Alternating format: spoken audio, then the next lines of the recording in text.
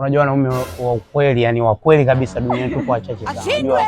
Mimi nakupenda bongo juu una mambo mengi. Nakupenda. Yaani mimi nakupenda kweli kweli. Yaani ninaposema nakupenda na maanisha. Baby, anyways kama Busi unaitwa msafirishi. Mazingira gani mwanangu? Shwari niambie mwana. Kama kawaida. Kama kawa vipi? Kwani ndio ulimchungu unaondoka naye juzi? Wewe na wewe Sasa nini? Sikilize basi. Sasa nao unaongea nini sasa mwanangu? Unashinda kusoma nisongee au? Ongea basi. Nikutana demu wako hapo kati. Shika basi babu. Wewe, subiri wewe mkaka. Bwana uoga unasoma hata mazingira. Wewe mwenyewe tulia hivyo hivyo. Unatuliza vile. Uoga unasoma hata mazingira mwanangu. Gani babu na wewe mbona kama hivyo sasa? Wewe malaya.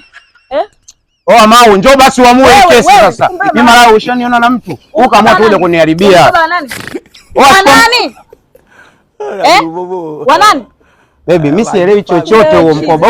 Ndio tabia zake kuja kuniharibia. Mkoba anaondoka nao Borusia. Sasa unaenda nao wapi mkoba wake? Hebu lete nipelekee. Sio Mau alikuja ndio mkoba wake. Mau.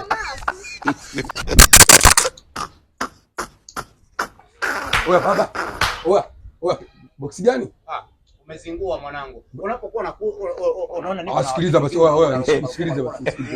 Malaya mzidi sana na kama kama hivi. Sasa unakuhusu nini? Sikilize basi wapi yangu. Mwanangu nakuambia sio mwana wala nini. God have mercy. Mwanangu na muokoa mtoto wako unaona kumua kweli, si ndio? Mwezi tu.